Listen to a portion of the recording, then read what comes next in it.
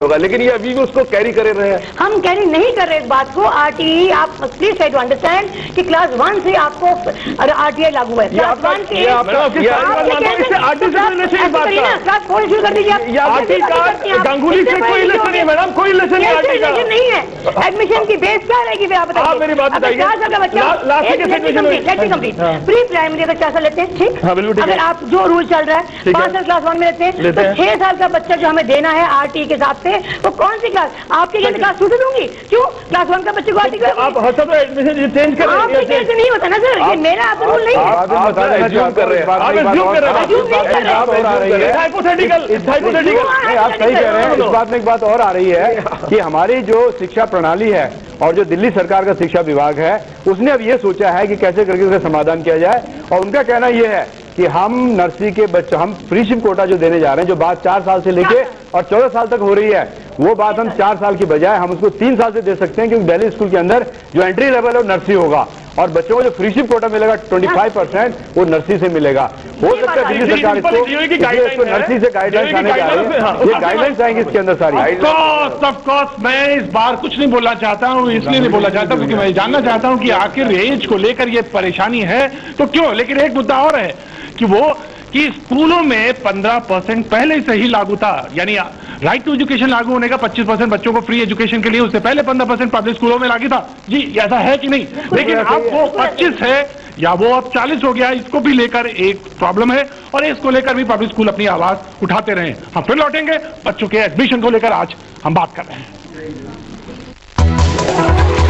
बनाते हैं यानी जो पॉलिसीज बनाते हैं वहां पे कंफ्यूजन है, स्कूल में कंफ्यूजन है, मिनिस्ट्री में कंफ्यूजन है, कहां है?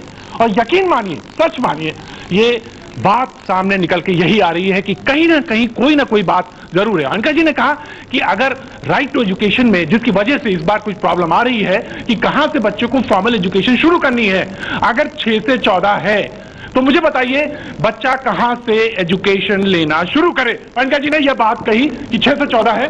सवाल इस बात का मैं फेडरेशन से जानना चाहता हूं कि अगर आप पेरेंट्स के पॉइंट ऑफ व्यू से देखें तो जो 4 साल का बच्चा है वो बेटर रहता है, क्योंकि जो हमारे पास किंडरगार्टन में 3 साल के बच्चे आते हैं उनकी शायद फिजिकल नीड्स भी पूरी नहीं हो पाती। कितने बच्चे हैं जो पूरी तरह टॉयलेट ट्रेन नहीं है, कितने बच्चे दे स्टिल ऑन मोनोसिलेबल्स, वो शब्द को जोड़ के पूरा सेंटेंस भी नहीं बोल पाते। तो इसलिए इम्पोर्टेंट है कि बच्चे को हम क्या करते हैं, हम उनकी फिजिकल नीड्स पूरी करने में टाइम काफी बिताते हैं, लेकिन हमें ज्यादा कंसंट्रेशन उनकी सोशल नीड्स पे भी देना होता है। 4 साल का बच्चे की फिजिकल नीड्स पूरी हो जाती हैं, वो टॉयलेट ट्रेंड हो जाता है, उसकी कम्युनिकेशन स्किल्स डेवलप हो जाती हैं, तो हमारे लिए भी इजी रहता है कि हम उसकी सोशल इंटरेक्शन पे कॉन्सेंट्रेट करें।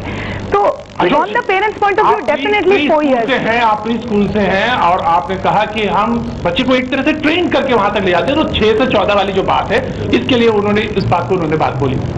देखिए इसमें कोई शक नहीं है कि अभी जो रेगुलेशंस बनाए गए उसके अंदर प्री स्कूल का कंसेप्ट दिया गया कि एक फॉर्मल स्कूल होगा जो 4+ के लिए होगा, उससे नीचे के बच्चे प्री स्कूल में जाएंगे और प्री स्कूल का कोई भी लेन देन उस स्कूल के साथ नहीं होगा, जिससे कि पेरेंट्स को मजबूर ना किया जाए कि 2 साल के बच्चे को आप ना लाए।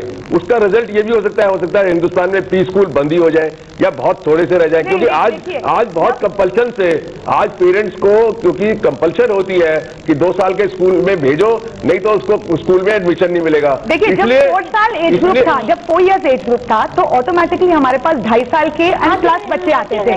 3 क्लास जैसे ही हुआ अब हमारे पास 1 साल 11 महीने 2 साल के बच्चे भी आने शुरू हो गए। बिल्कुल 1 साल 11 महीने 2 साल 11 महीने का भी बच्चे आने शुरू हो जाते हैं। प्रोग्राम स्टार्ट करते हैं, कुछ है प्री स्कूल बहुत प्रेस्टिजियस, तो उसे बोलते हैं मदर ओरिएंटेशन प्रोग्राम, मदर साथ में आती हैं, इट्स अ स्टेटस सिंबल। तो मदर हफ्ते में 3 दिन के लिए आते हैं और 2-2 घंटे के लिए नहीं। एक बेसिकली इस मुद्दे पे सवाल इस बात का था कि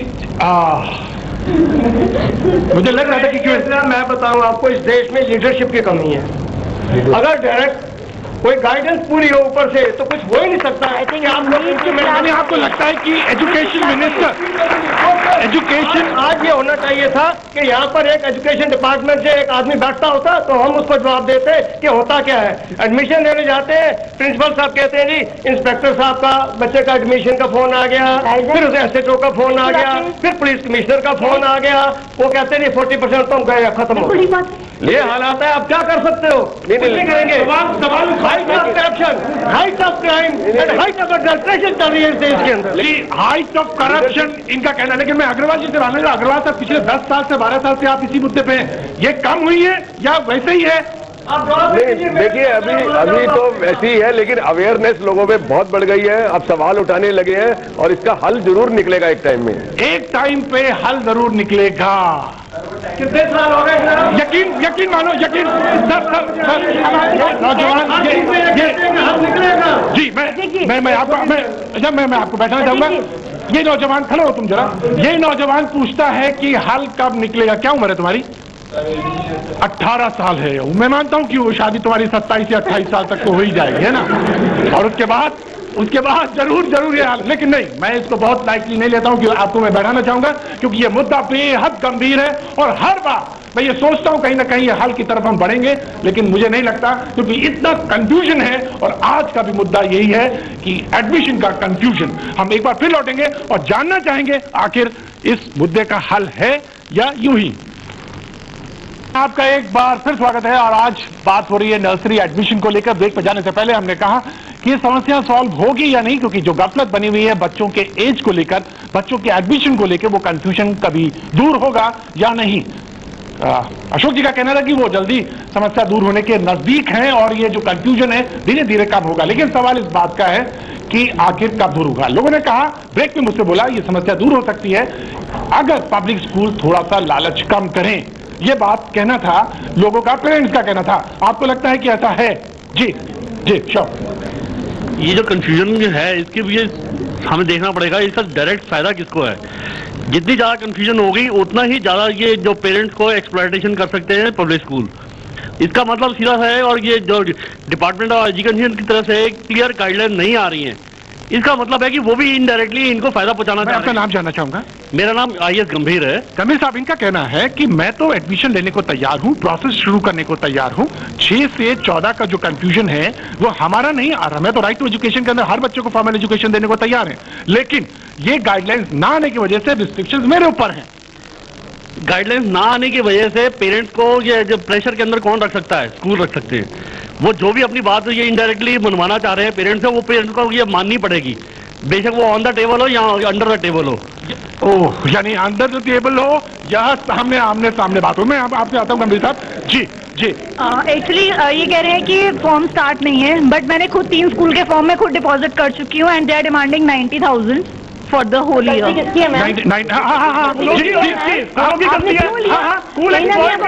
बिल्कुल नहीं। आप कंप्लेंट क्यों नहीं की आपने? आपका मतलब आपको इंटरेस्ट था स्कूलों में? स्कूलों में इंटरेस्ट नहीं था। आपने फॉर्म लेके उनको बढ़ावा दिया, आपने फॉर्म लेके बढ़ावा दिया। क्या करूंगी ना, यानी आपसे 90,000 रुपए उन्होंने मांगा।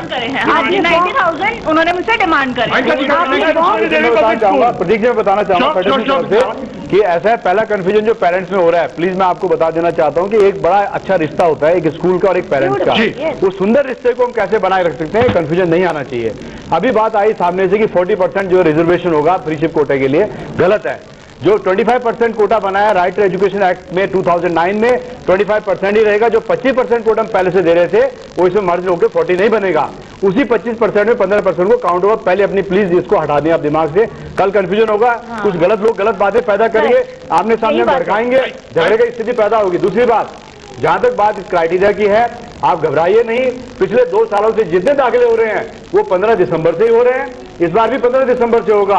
क्राइटेरिया 100 नंबर का आने वाला है। बिल्कुल वही क्राइटेरिया फिर आपके सामने आने वाला है। आपको स्कूलों के नाम दे सकता हूं, मैंने एडमिशन किया है। इसमें मॉडिफिकेशन है, इसमें ये है अगर कोई स्कूल अगर चाहता है डेट बदलना, तो डायरेक्टर ने कहा है कि आप फॉर्मली इन्फॉर्म करिए, रीजन साइट करिए कि हमारी ये दिक्कत आ रही है इसलिए हम डेट बदल रहे हैं। बिल्कुल, उसमें अलॉट करके डेट जो है 15 दिसंबर से पहले नहीं हो सकती। हो सकती है, अच्छी बात है, 15 से होनी चाहिए। नहीं 2 साल से 15 से होता है। हर एक पेरेंट को समय मिलना चाहिए, उसी समय के अंदर हर चीज होनी चाहिए।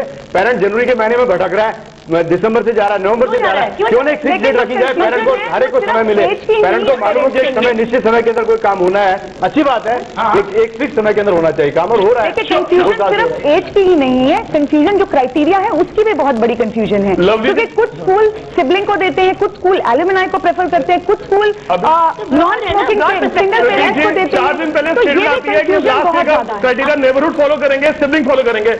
उसके 2 दिन पहले same minister mister lovely give statement और आज तक कि हम रैंडम एडमिशन प्रोसेस करेंगे जो लॉटरी सिस्टम बिल्कुल लॉटरी नहीं होगा, जुआ का सिस्टम बच्चों को नहीं सिखाया जाना चाहिए, तो आज तक झूठा बंद कर दिया जाना चाहिए, डिस्टेंस बेस्ड मिलना चाहिए कि जो बच्चा नजदीक पढ़ रहा है उसको पहले मिलना चाहिए। गलत बात है ये सारी। मैं आपसे कह रहे हैं कि लॉटरी सिस्टम आप नहीं जाना चाहते, बिल्कुल नहीं जाना चाहते, पिछले साल वही प्रोसेस, बिल्कुल अच्छा प्रोसेस है। अगर Friday night lovely statement recording website पे रिकॉर्डिंग है आज तक की। अगर एजुकेशन मिनिस्टर ये बात कहे तो फेडरेशन उनके खिलाफ इस बात को नहीं जा सकती। हमने इस बात को कहा है और मैं नहीं समझता इस बात को। आपसे क्या फोन आया लवली जी का? नहीं मालूम आपसे क्या बात, सारा क्राइटेरिया बन के आ रहा है और क्राइटेरिया से डिस्टेंस को मौका मिलेगा। जो नेबरहुड में बच्चा रह रहा है, पड़ोस में रह रहा है, उस बच्चे को प्रायोरिटी मिलेगी। पड़ोस में रह रहा है पहले स्कूल के अंदर आएगा, ये सब गलत है। क्राइटेरिया बन के आएगा। आपको और आपकी बात को मानने वाला नहीं हूँ। सिर्फ देखो आप आज तक देख लीजिए ना, आप आज तक क्या होता है क्राइटेरिया आने दीजिए, आप क्राइटेरिया को देखिए। आप 1 मिनट टाइम दीजिए, मानने की क्या जरूरत है आपको? वो कह रहे हैं वेबसाइट पे है, आप उसको देख टीवी पे you are no one two you are no one two नहीं आया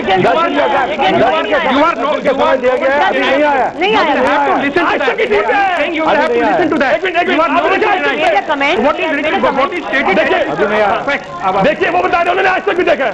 प्लीज प्लीज चीजों से लाया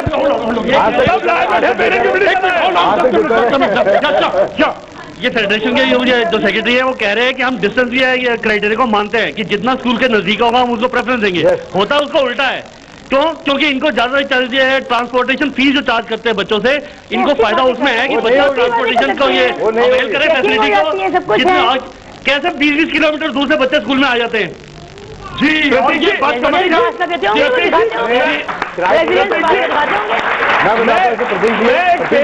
रिप्रेजेंट कर रहा हूँ, मैं बोल रहा हूँ आज तक पे आया है, सामने पेरेंट बोल रहे हैं आज तक पे बोला मंत्री। जब तक कोई चीज राइटिंग में नहीं आती डिपार्टमेंट से उसको नहीं माना जाता है।